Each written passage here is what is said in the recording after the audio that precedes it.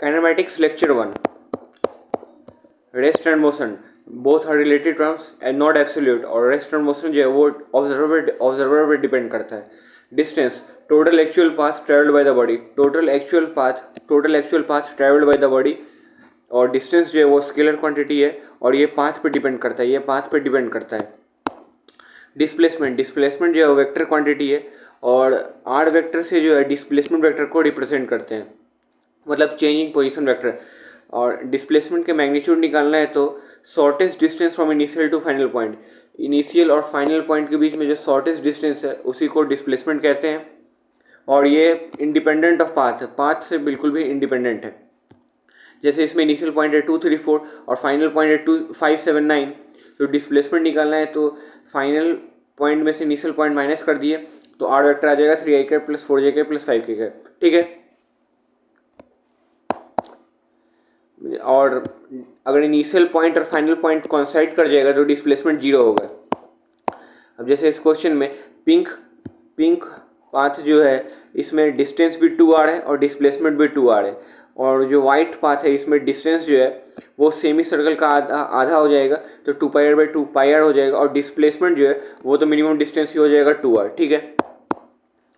अब इस क्वेश्चन में कोई भी पाथ लेंगे, ग्रीन वाला, पिंक वाला या येलो वाला, डिस्प्लेसमेंट तो सेम ही रहेगा क्योंकि वो पाथ से इंडिपेंडेंट है। डिस्टेंस भले ही अलग अलग पाथ में बदल जाए पर डिस्प्लेसमेंट तो सेम ही रहेगा, जो कि ये होगा आर वेक्टर। अब इस क्वेश्चन में डिस्टेंस जो है वो 5 यूनिट है और डिस्प्लेसमेंट जो है वो भी 5 यूनिट पे हो जाएगा क्योंकि सेम डायरेक्शन में स्ट्रेट लाइन है। अब इस क्वेश्चन में पहले इधर 5 गया, फिर इधर 5, इधर 5, तो डिस्टेंस जो है 15 मीटर हो गया, पर डिस्प्लेसमेंट जो है वो शॉर्टेस्ट डिस्टेंस ये 5 ही हो जाएगा और डिस्टेंस जो है वो डिस्प्लेसमेंट से बड़ा होगा। ठीक है। अब इस क्वेश्चन में डिस्टेंस निकालना है तो पहले 0 से 10 तक किया तो 10 हो गया और फिर ये जो है ये 10 - 2 है तो डिस्टेंस हो जाएगा 10 + 2 12 मीटर। और डिस्प्लेसमेंट जो है वो तो ये शॉर्टेस्ट डिस्टेंस इनिशियल और फाइनल पॉइंट के बीच में हो जाएगा तो वो 8 हो जाएगा। ठीक है। और डिस्टेंस जो है वो हमेशा greater and equal to displacement होगा। ठीक है। अब अगर if direction of motion of particle is same तो डिस्टेंस इक्वल टू डिस्प्लेसमेंट का मोड। ठीक है। और distance can never be negative और डिक्रीजिंग, डिस्टेंस कभी भी नेगेटिव और डिक्रीजिंग नहीं होगा। अब जैसे विच ग्राफ इज पॉसिबल, इसमें देखेंगे तो पहला क्वेश्चन है डिस्टेंस जो है वो टाइम के साथ कभी भी डिक्रीज नहीं कर सकता है तो ये graph not possible.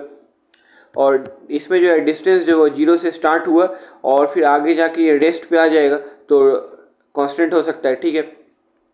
Displacement time के साथ डिक्रीज कर सकता है तो डिस्प्लेसमेंट टाइम के साथ डिक्रीज करता है तो ये ग्राफ पॉसिबल है। और डिस्प्लेसमेंट जो है वो पहले पॉजिटिव था, फिर 0 हो गया, फिर निगेटिव भी हो गया तो ये टर्निंग पॉइंट हो गया। टर्निंग पॉइंट अगर है, टर्निंग पॉइंट होने के लिए वेलोसिटी 0 होना चाहिए, पर अगर वेलोसिटी 0 दिया है तो ये नेसेसरी नहीं है कि टर्निंग पॉइंट भी है।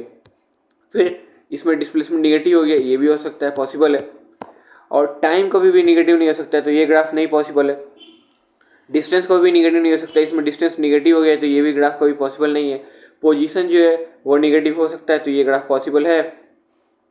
और इसमें जो है ये जो एस ऐसे बना हुआ है तो ये पॉसिबल नहीं है क्योंकि at one time so many position is not possible. एक ही टाइम पे अलग अलग पोजीशन पे पार्टिकल ये कैसे पॉसिबल है। ये वर्टिकल लाइन टेस्ट है तो ये भी नहीं, नॉट पॉसिबल है।